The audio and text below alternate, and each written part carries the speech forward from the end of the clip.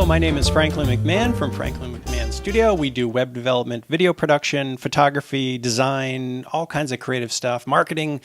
Check out our website if you get a chance. So it's right on the screen, by the way, in case you didn't see it there. The big question we have for you today is, when can you go too far with Photoshop as far as retouching, tweaking? Often you can go very far. And I'm seeing it more and more, and I thought I'd do a little video to kind of give my opinion on it. So there's two schools of thought that I have about doing photo touch-up and doing Photoshop touch-up on photos, on people in particular. If you're doing it for dramatic purposes, like if you're doing it for entertainment purposes, if you're doing it for a magazine, a fashion layout, a billboard, something that's got to drive attention to a product or a person, you can go crazy. Go crazy with Photoshop, touch it up, get rid of everyone's pores, go nuts.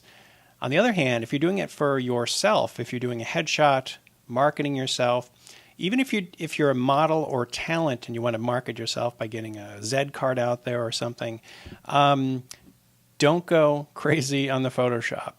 Photoshop became very popular in the 90s with retouching because people could suddenly do it themselves. And you saw a lot of really heavily touched up photography. And I still see some photographers still doing that.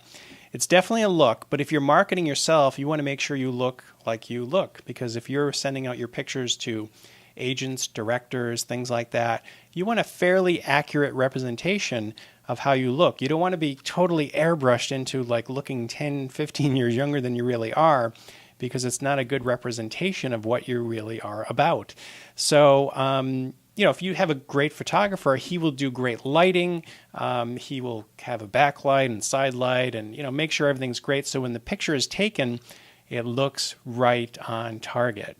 So if you're with a photographer who isn't that good, his lighting might be so-so. It's kind of flat, not very vibrant. And then he dives into Photoshop and spends an hour touching it up. Well, by the time he's done, you don't even look like yourself anymore. It's just sad. So how do you know when too much is too much? You can tell. If you look at a photo and say, oh, yep, that's been Photoshopped, bad news, because other people can spot that too. If a layman, a regular person can spot it, other people can spot it, you can spot it.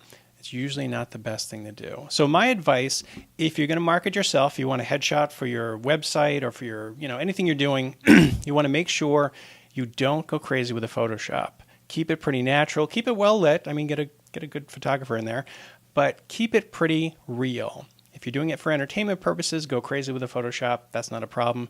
Even if you're marketing yourself as an actor, as a model, don't go crazy, because it's going to be a good representation of what you really look like. And you'll know the difference. I'm just seeing a lot more photography lately of people, and I see it really Photoshopped. And it's too bad, because these are, good-looking people. They don't need to be, they should have pores. They should look pretty natural.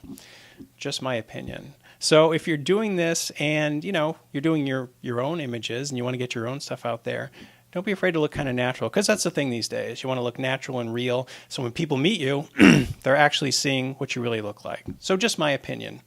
Leave a comment. If you agree or disagree, I'd like to hear from all of you out there. If you have a question, please email it in. It's right on the screen there. You can ask me about anything, any topic whatsoever. We got some good questions lined up for the next few weeks. I'll be getting to them, so get your question in. My name's Franklin McMahon, and as always, check out the website, franklinmcmahon.com, and we'll talk to you soon.